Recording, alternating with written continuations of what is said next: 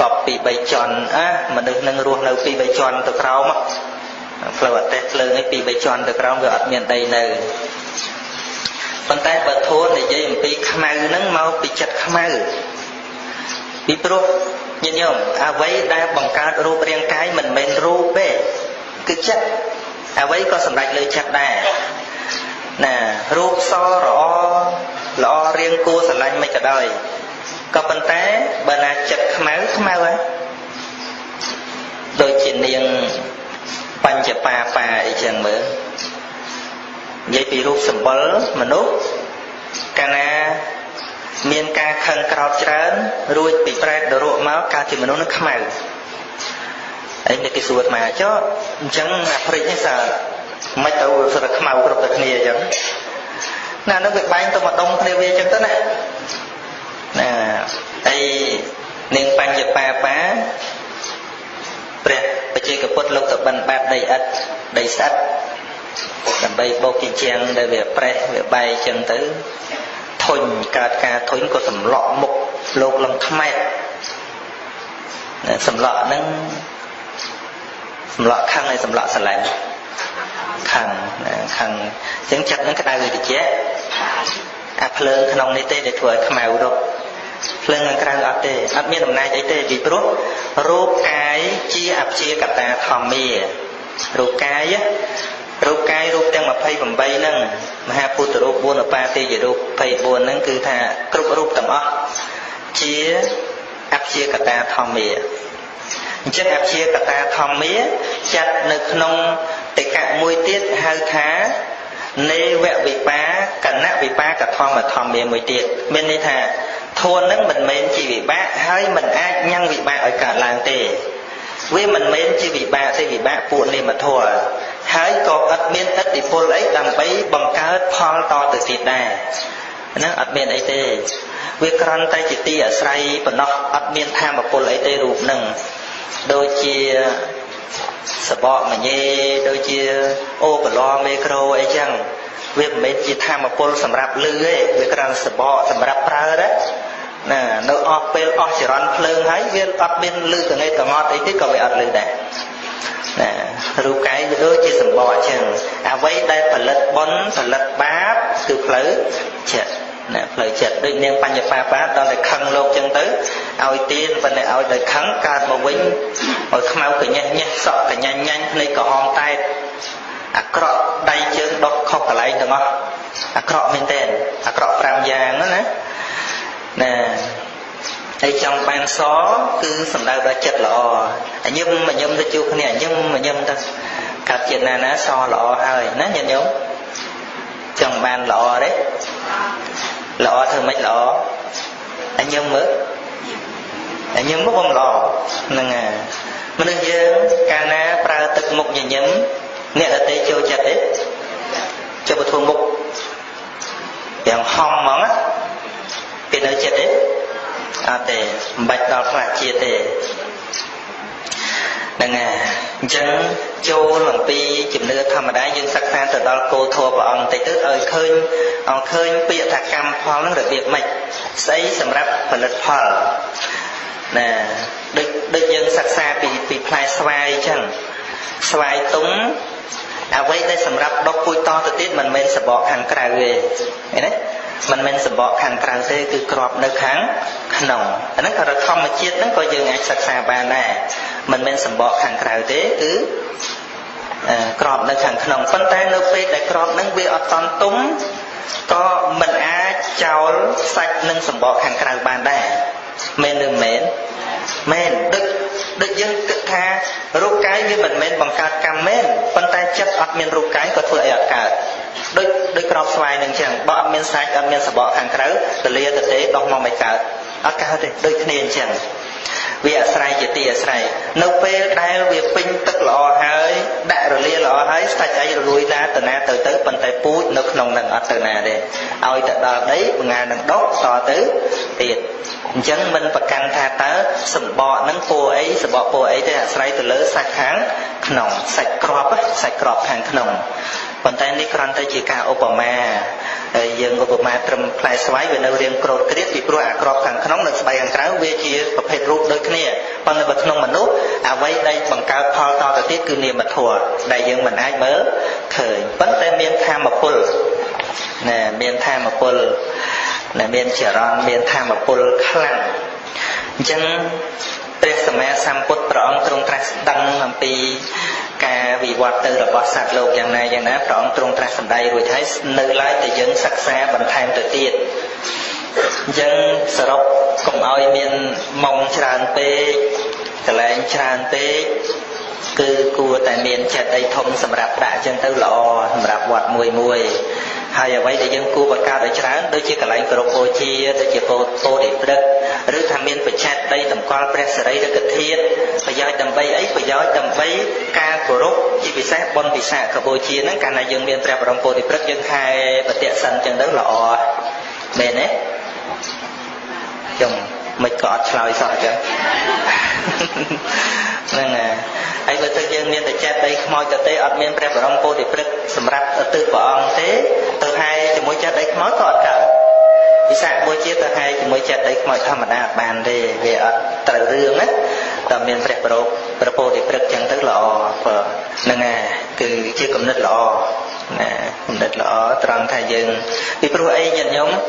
បើផ្ទះមនុស្សរស់អាចរើសរស់បានផ្ទះមនុស្សងាប់ពិបាករើសណាមែនអត់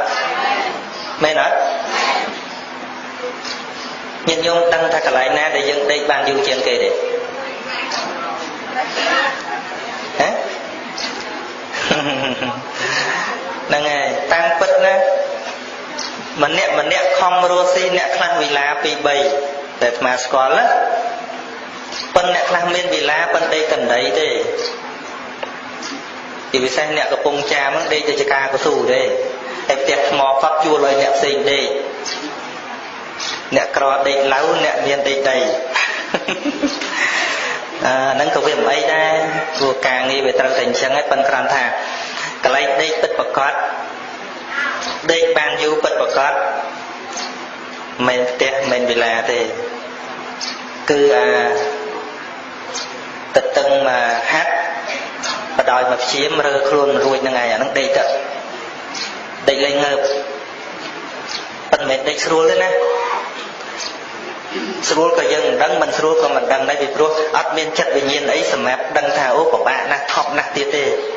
អូបើនៅដឹងអីមិនដឹងជេរគេមិនទេនោះហ្នឹងហើយបាទអញ្ចឹងអាចរៀបស្រួលយ៉ាងណាឲ្យមានចិត្តដៃរួមអញ្ចឹងទៅហើយខ្មោចខ្លះហ្នឹងគេអត់ហ៊ានកោះអត់ហ៊ានរើទេរើទៅវារឿងរ៉ាវដល់ម៉ែឪដល់កូនចៅគេមែនទេហ្នឹងហើយបើថាត្រឹមតែផ្ទះមនុស្សរស់ផ្ទះគេចង់ធ្វើផ្លូវធ្វើអីកាត់ហ្នឹងអាចឲ្យលុយឲ្យកាត់ដូរទីកន្លែងបានប៉ុន្តែដូរមួយខ្មោចមិននឹងទៅចុះកងត្រាមួយនរណាទេពិបាកណាស់មួយខ្មោចណាទៅជួនកាលគេថារស់ស៊ីវាឆុងវាអីកូនចៅគេអីជាពិសេសប្រពៃណីខ្លះពេលម៉ែស្លាប់ទៅគេត្រូវរៀបអីដាក់ទឹកឲ្យវាស្មើបើមិនចឹងទេរស់ស៊ីវាអីវាដាក់អញ្ចឹងហ៎វាឆុងអីចឹងទៅម៉ែនេះកាលនៅរស់អត់មានប្រសិទ្ធភាពឲ្យកូនរស់ស៊ីមានតែងាប់មិនមានប្រសិទ្ធភាព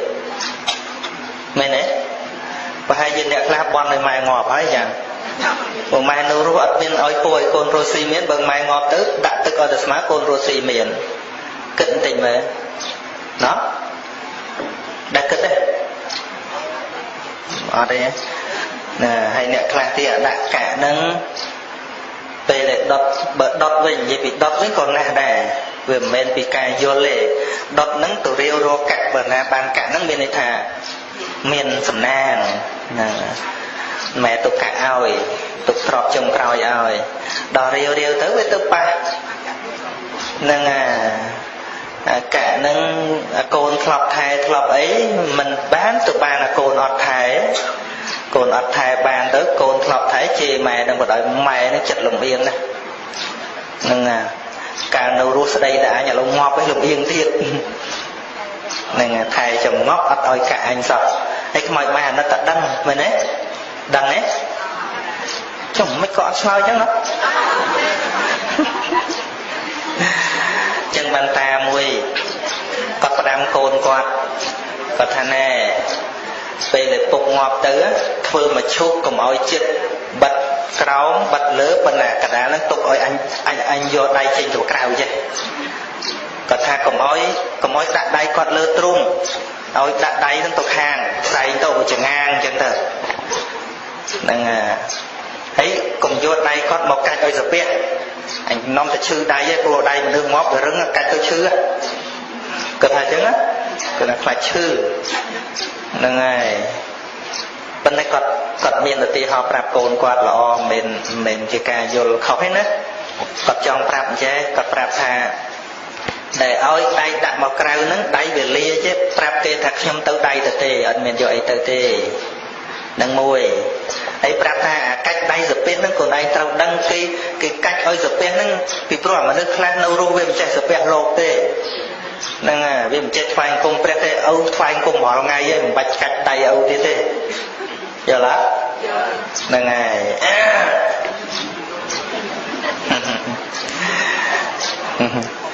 ហ្នឹងហើយតាមពិតវាជាការល្អប្រយោជន៍ល្អធៀបពិតធៀបក៏លែងបានស្ដាប់លែងបានអីហើយប៉ុន្តែបើមិនមានប្រយោជន៍សោះក៏មិនកើតដែរពីព្រោះអីកាលណាធៀបឪពុកម្ដាយមកនៅវត្តចឹងទៅក៏ជាការដាស់សតិស្មារតីកូនឲ្យមករកវត្តអារាមដែរវាមានប្រយោជន៍ត្រង់ហ្នឹងដែរណាប៉ុន្តែកុំច្រឡំថាម៉ែមកនៅវត្តហ្នឹងម៉ែមកស្ដាប់ធម៌ស្ដាប់មិនបានទេស្ដាប់លែងបានដែរពីព្រោះឮដោយសារអីមានអីបានឮញាតិញោមមានអីបានឮមានតិចមិនតន់ស្លាប់ផងត្រង់តែបែកកដាស់តិចឮទេជើងមកដុតអស់មានអីឮទេណាគ្មានអីឮទេណាអ្នកខ្លះហ្នឹងកាលដែលនៅរស់ហ្នឹងអត់សូវគិតគាត់ឲ្យមកវត្តទេដល់ពេលស្លាប់ហើយទើបនឹកគាត់យកធៀបដាក់វត្តឲ្យស្ដាប់ធម៌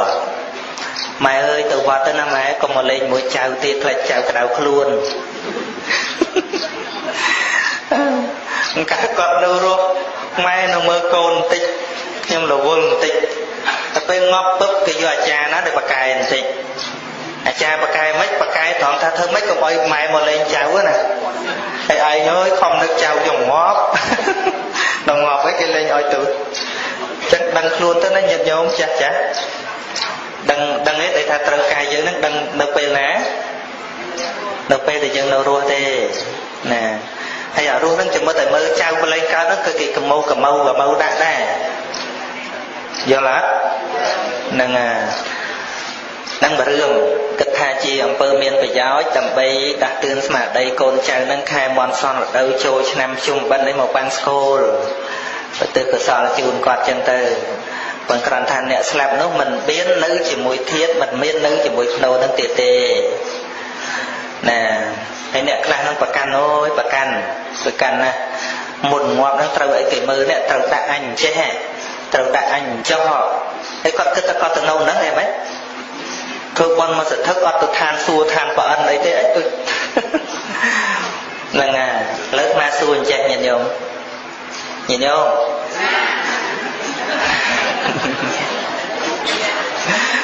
ឧទាហរណ៍ថាយើងធ្វើបន់ច្រើនណាស់ប្រអិនត្រូវយកយើងទៅនៅតាវតឹងជាមួយប៉ុន្តែតោះនៅនេះកូនគេធ្វើចិត្តដីឲ្យស្អាតពេកឧទាហរណ៍ណាឥឡូវទៅនៅមួយប្រអិនហើយនៅមិនចិត្តអីហ្នឹងឬក៏បន់មួយយ៉ាងទៀតយើងធ្វើបន់មកសន្ធឹកត្រូវឲ្យយើងទៅកើតមនុស្សនឹងមានឋានៈខ្ពង់ខ្ពស់មានកន្លែងនឹងមានសុវត្ថិភាពមានសន្តិសុខកើតជាមនុស្សនឹងដូចថាជាមនុស្សឆ្លាតជាមនុស្សអ្នកមានសម្បត្តិស្ដុកស្ដម្ភប៉ុន្តែដល់តែដឹងតែកូនធ្វើចិត្តដីស្អាតឲ្យពេកដូចត្រេងត្រាំងឯងដូចស្ដាយចិត្តអីហ្នឹងឬមិនចង់ទៅកើតមនុស្សសោះមានចឹងឯងអត់ទេហ្នឹងហើយឲ្យពូមានអ្នកដែលឲ្យពូថាសម្បត្តិមនុស្សសម្បត្តិខ្មោចសម្បត្តិអ្នកតាសម្បត្តិទេវតានិព្វានគឺសម្បត្តិមនុស្សសម្បត្តិទេវតាសម្បត្តិនិព្វានតែតំណងចិត្តអីខ្មោចហើយយល់អត់ចិត្តដីមិនមែនប្រយោជន៍សម្រាប់អ្នកស្លាប់ទេគឺប្រយោជន៍សម្រាប់អ្នករស់ហ่ะអ្នករស់នឹងរស់អីគឺអ្នករស់មកធ្វើបុណ្យឧទ្ទិសរំលឹកនឹកគុណតែសម្រាប់អ្នកស្លាប់គ្មានប្រយោជន៍អីទេតែប្រយោជន៍ពិតប្រាកដសម្រាប់អ្នករស់នឹងគឺដើម្បីជាទីតាំងជាអារម្មណ៍នាំឲ្យនឹកឃើញគាត់នេះម្ដាយបានបញ្ចុះនៅនឹងឬក៏បានដាក់ធៀបនៅនឹងមានប្រធានដូចយើងនឹកព្រះអញ្ចឹងនឹកព្រះពុទ្ធអញ្ចឹងព្រះអង្គបរិនិព្វានហើយព្រះអង្គមាននៅចាំទទួលអីពីសត្វលោកប៉ុន្តែមានរបស់ហ្នឹងដើម្បីឲ្យអ្នករស់នេះធ្វើបុណ្យ សម្រាប់អ្នករស់ទាំងអស់ស្អីទាំងអស់អំពើទាំងអស់គឺមិនមែនសម្រាប់អ្នកស្លាប់ទេអ្នកស្លាប់មានតែមួយគត់ក្រោយតែយើងធ្វើបុណ្យបានហើយឧទ្ទិសកុសលទៅជូនអ្នកស្លាប់មែនទេហ្នឹងហើយមែនទេអ្នកក្រោយហ្នឹងចឹងព្រះសម្មាសម្ពុទ្ធកិច្ចការព្រះអង្គមានប្រមាណញាតិញោមដែលសង្ខេបពេលព្រឹកបិណ្ឌបាតអញ្ចឹងបិណ្ឌបាតហ្នឹងទៅបិណ្ឌពីខ្មោចទេបិណ្ឌពីមនុស្សអូអត់មានទៅបិណ្ឌប្រោខ្មោចទេងួយទី2ពេលទៅទេសនាទៅទេសឲ្យខ្មោចទៅទេសឲ្យមនុស្សទៀតមនុស្សរស់ឲ្យងាប់រស់ហ្នឹងហើយទី3ពេលប្រឡប់ឲ្យអាវាតគឺខកសង្ឃហើយខកសង្ឃឲ្យខ្មោចឲ្យមនុស្សទៀតហើយពេលព្រឹកចិត្តភ្លឺហ្នឹងពេលអាត្រៀតដោះស្រាយវាសនាទេវតាដល់ហេតុដល់ថាខ្មោចទេវតាហ្នឹងហើយខ្មោចមានពេលណាមកសួរធัวឥឡូវទៅកាច់គេយកជ័យស៊ីហ្នឹងហើយដល់ចិត្តភ្លឺមែនទែនប្រមាណមើលអបនិស្ស័យសត្វហើយសត្វភាគច្រើនជាមនុស្សហើយខ្មោចមនុស្សហ្នឹងហើយយល់ថាម៉េចហ្នឹងហើយអ្វីទាំងអស់គឺសម្រាប់អ្នកនៅមានជីវិតអញ្ចឹងបានជាព្រះអង្គឲ្យពរព្រះអង្គអត់ឲ្យច្រើនទេអាយុវណ្ណៈសុខៈពលៈតែពរនឹងឲ្យមួយខ្មោចឲ្យមួយមនុស្សហើយឲ្យពរខ្មោចត្រូវដែរណាឲ្យអាយុបើគ្នាងាប់បាត់ហើយវណ្ណៈឲ្យពរល្អមិនក៏ហើមស្ពីអញ្ចឹងសុខៈសុខមិនហ្នឹងពលៈមានកម្លាំងអីទៀតវាត្រូវរលស់រលាយអស់ទៅហើយអញ្ចឹងពរ4ប្រការសម្រាប់មនុស្សរស់ស្អីទាំងអស់សម្រាប់មនុស្សរស់ចុងពរមួយទៀតព្រះអង្គថាខណោមេវោឧបច្ឆគាសូមឲ្យគណៈកុំកន្លងអ្នកទាំងឡាយឡើយមានន័យថាអាគណៈរស់ហ្នឹងកុំឲ្យវាបាត់ខានធ្វើសេចក្តីល្អមនុស្សយើងបើណាកើតមកមិនបានធ្វើសេចក្តីល្អមានអីគ្រាន់បើជាងខ្មោចអត់មានអីគ្រាន់បើជាងខ្មោចទេខ្មោចគេខ្លាចតែទីបាឆាខ្លាចមនុស្សឬសាទាំងទៅពេញទីក្រុងក៏ខ្លាចដែរធ្វើទ្វារផ្ទះរាល់ថ្ងៃចាក់សោសលិចពី3ជាន់ហ្នឹងខ្លាចខ្មោចឲ្យខ្លាចមនុស្សហ្នឹងអញ្ចឹងនៅក្នុងពាក្យដែលព្រះអង្គថាកុំឲ្យគណៈកន្លងហ្នឹងមានន័យថាកាលណាជាខ្មោចហើយវាអស់សិទ្ធធ្វើអីហើយមែនទេកាលណាជាខ្មោចហើយគ្មានសិទ្ធធ្វើអីទៀតទេព្រះបរមពុរិស័ទការសន្សំបារមីមិនមែនសន្សំនៅក្នុងភាពជាខ្មោចទេនោះមើលទស្សជាដកដែលគូតាមជុំវិញពពោតិព្រឹកហ្នឹងតើជាតិណាមួយដែលព្រះអង្គកើតខ្មោចហើយបានសន្សំបារមីអត់ទេគឺកើតជាមនុស្សឬក៏ទេវតាអីហ្នឹងទៅសន្សំប៉ុន្តែសំខាន់ជាមនុស្សជាទេកើតជាទេរិឆានខ្លះប៉ុន្តែតិចតួចណាស់ប៉ុន្តែដល់ច្រើនគឺមនុស្សនឹងអញ្ចឹង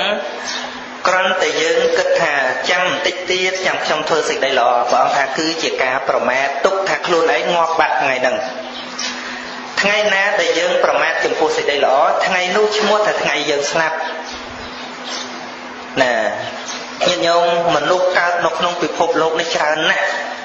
ប៉ុន្តែអីយូរមនុស្សដែលជាប់ឈ្មោះក្នុងប្រវត្តិសាស្ត្រយូរមានមួយណាយូរមានមួយមិនក៏មានច្រើនទៅណាមនុស្សដែលអាចទៅមានឈ្មោះនៅក្នុងប្រវត្តិសាស្ត្រទៅបានវាទល់តែមនុស្សស្គាល់ខណៈហ្នឹងវាមានសារៈសំខាន់ជួនកាលនៅក្នុងគណៈពេលដែលសន្សំបារមីហ្នឹងវាអត់មានល្បីមែនក្នុងសង្គមក្នុងស្រុកប៉ុន្តែដល់ជាតិណាមួយព្រះអង្គត្រាស់ដឹងអ្នកណាល្អពិតប្រាកដព្រះអង្គយកមកសម្ដែងប្រាប់គេឃើញទេកុំគិតថាទៅប្រឹងមិនបានល្បីដូចគេបើឯងវាអញ្ចឹងថាអត់ទេរឿងសេចក្តីល្អវាមិនមែនសន្សំដើម្បីល្បីទេតែអ្នកប្រាជ្ញទាំងឡាយមិនដែលរំលងយើងទេអំពើទាំងឡាយដែលស្ដាប់លោកធ្វើគឺនៅក្នុងសំណាញ់ញាណរបស់ព្រះពុទ្ធទាំងអស់ណាដូចជាមហាកបិនក្តីដូចជាព្រះអនុរុទ្ធក្តីព្រះសិរីបុត្រក្តីព្រះសិរីបុត្រអត់បានសម្ដែងខ្លួនឯងទេរឿងលោកប្រវត្តិអេតតកៈទាំងអស់ប្រវត្តិឧបាសកឧបាសិកាប្រវត្តិអសីតិមហាសាវកដែលធ្លាប់សន្សំបារមីយ៉ាងម៉េចសួរថាសាវកខ្លួនឯងអ្នកសម្ដែងឬក៏ព្រះអង្គអ្នកសម្ដែងត្រង់អ្នកសម្ដែងទោះបីជាយើងមិនបានលើកមកតែការពិតគឺនៅត្រូវតែលាតត្រដាងនៅពេលណាមួយស្ដីអាក្រក់ទៅអញ្ចឹងដែរមិនបាច់លាក់ទេទីបំផុតទៅគង់តែជាប់ជាដកណាមួយមិនខានទេឲ្យតែខូច vô là thầy ăn tập ông khơi ngày họ ngày đó nghe nhưng mà mình nuốt đại snap tục đôi chỉ rúa cứ mình nuốt nó có đồng lay này cả rúa bây giờ mùi ngày mùi mong nó miên phải giàu nè ban mình nuốt nó tư chỉ snap thôi đôi chia mình toán snap chẳng ưu tiên họ đôi chia sầm đạch của xong để chiều nè chẳng dương tôi sắc xa bây giờ lục mình ta lục miên bây lên dây lê nhé miên bây lên coi chỉ chơi lên hư ha bị linh bị nung bắt phải giỏi bắt miên này pel yang hao nát pel cầm san bóc lốp từ lốp từ xe cầm nạp từ xe cầm nạp cạp chuôn chân tử đứa có hai xa mà đây mau để dây tuôn miên phim và đau chân tử rồi tới lúc thôi càng nghe tiêu tử nâng ai một tham mình lúc con khẩn nạp pel về lia mình ai smart trâm từ bên phải thế pel về lia nâng ai dụ chỉ vật chia đọc bọc tại mùi thế bây về liệt bây ta bắt tham mình miên chia bao là mặt thật thua quan tay bây về liệt đây còn lon tới cứ chỉ cao quá ca đằng ca rồi luật này ai dụ chỉ vật này ai chỉ ca lan đằng ca rồi luật tới này luôn thua này mà thua này ai đây cho nên robot chẳng cả na dương miên mình bàn prao chiaประโยชน์có túc đôi thảo việt đánh bạc chẳng ưu tiên họ thì dương miên đầy pì dương bắt ban vô đây nó một prao chiaประโยชน์thế vô tụ biên nhà ở tây ta vô tụ phẩm ra kỹ lệ đạch ắt miên vô một phẩm ra càng nghe miên phải giáo quý miên không ấy bị đầy để đạch bạc thì đầy chơi mất đạch bạc càng để đầy nâng nữa có ban phương càng nghe chỉ phải giáo đợt đây nâng đạch bạc tới có tới chỉ mình khơi khát phải giáo vậy nhưng mình buồn chỉ là tục của mình chỉ đánh đó trên cùng khát thì đang việc trôi pe cả đúng không nè khác trên đánh bên là còn đang bên là màn giấy nên giấy bị phải giao miền tên ưu tiên họ cao bị sầm mai đây thay đó lúc nó có thay chứ bên cái lụa đách vậy đó mình lụa đách đây theo cho thao cái ọt chồng thế nè toàn là lụa về đách nhiều đành tình mà nè khác đây rộp sập hạt ta phịch bên đây ở ban chỉ bây giờ ấy ở đây bên nè bữa thằng nè rô xí thôi thì bên nè khác nó tinh túc tầm mỏ lôi đăng tục lôi thơ ấy về tình đây thà có chuối cho tôi mình chuối để miền tế nó nè bên dân kịch mà đây để có tinh tục trao nó ở thôi ấy nói tất con ngoa bạch ở thì chẳng đây nó nghe việc đôi chỉ còn ngọt bạc tăng thì còn đâu miền đây mày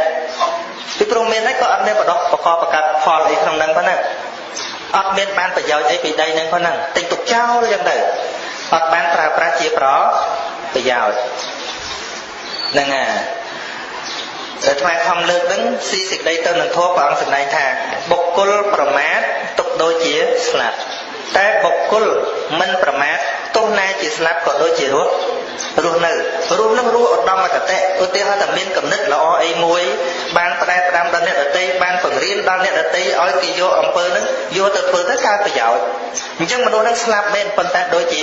រស់ពីព្រោះអ្វីដែលខ្លួនគិតឃើញអ្វីដែលខ្លួននឹកឃើញវានៅជាមួយនឹងអ្នកទាំងឡាយដោយប្រពុតអញ្ចឹងព្រះអង្គបរិនិព្វានតែរូបកាយតែឧត្តមកតេរបស់ព្រះអង្គអត់មានបាត់ទេឧទាហរណ៍ព្រះអង្គសម្ដែងថាអត្តាហេអត្តណោអ្នកថោអ្នកណាអ្នកថាពុទ្ធអ្នកថាឥឡូវពាក្យនឹងនៅរស់ជាមួយនឹងមនុស្សក្នុងពិភពលោកអញ្ចឹងព្រះអង្គគ្រាន់តែបាត់ទេប៉ុន្តែអ្វីដែលជាពុទ្ធពិតប្រាកដនៅតែជ្រាបចូលសាច់សរសៃឈាមយើងទាំងអស់គ្នាមែនឬមែនរស់ហេរស់គំនិតដែលព្រះអង្គសម្ដែងថាធម៌នេះនឹងតាំងនៅអស់កាលជាអង្វែងជាប្រយោជន៍ដល់មនុស្សនិងទេវតាទាំងឡាយអស់កាលជាអង្វែងអ្វីដែលព្រះអង្គសម្ដែងពេលនោះព្រះអង្គជាកទុកជាស្រេចថាសាសនៈព្រហ្មចរិយធម៌នេះនឹងស្ថិតនៅដើម្បីជាប្រយោជន៍ដល់ទេវតានិងមនុស្សទាំងឡាយអស់កាលជាអង្វែងមែនអត់ស្ថិតនៅមកដល់ឥឡូវហ្នឹងយូរមែនអត់ជាង 2000 ឆ្នាំហើយនឹងបន្តតទៅទៀតណាអញ្ចឹងញាតិញោមពុទ្ធបរិស័ទទាំងឡាយប្រសិនបើយើងអាចធ្វើអំពើជាប្រយោជន៍បើមិនអាចបង្កើតប្រយោជន៍ដល់អ្នកដទៃបានវាគ្រាន់តែថាមិនបៀតបៀនដល់ផលប្រយោជន៍អ្នកដទៃប៉ុណ្ណឹងក៏ល្អដែរគ្រាន់តែយើងធ្វើខ្លួនឯងម្នាក់ឲ្យជាមនុស្សល្អមានន័យថាយើងជួយទាំងខ្លួនយើងហើយក៏ជួយទាំងអ្នកដទៃមិន